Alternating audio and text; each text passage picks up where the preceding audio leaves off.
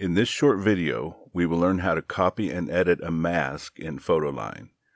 You can see to the left that this image has an adjustment layer with a mask. What if we wanted to copy that mask to the other layer? If we right-click the mask thumbnail and show mask, we can see the mask, but if we try to copy it, we copy the adjustment layer itself, not the mask. Masks are grayscale images, which is why adjustment layers are labeled image in the layer list, but they're not accessible by ordinary means, so we need to use the tool called Change Channels. We select the source, destination, and whether we're copying it or swapping it with another channel. The source here is the single channel of the grayscale mask, which this tool calls black. Destination is going to be clipboard, and copy is automatically selected. OK. Now we select the other layer and open Change Channels again. This time, source is clipboard and destination is black. Now the second layer has the same mask as the first. If we use Change Channels on an ordinary image layer, we get a lot more choices.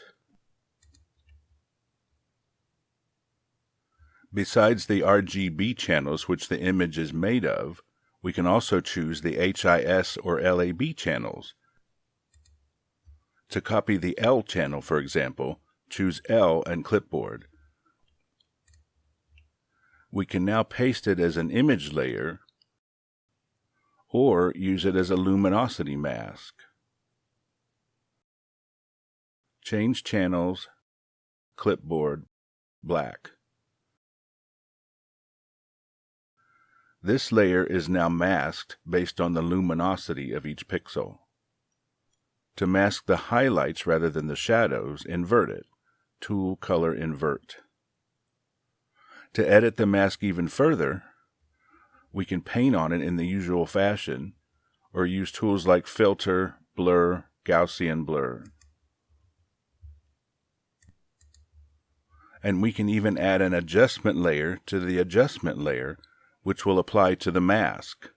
Create a curves layer with our toolbar button that we created, but this time we're going to click this little chain link button that says Group with Previous Layer. OK.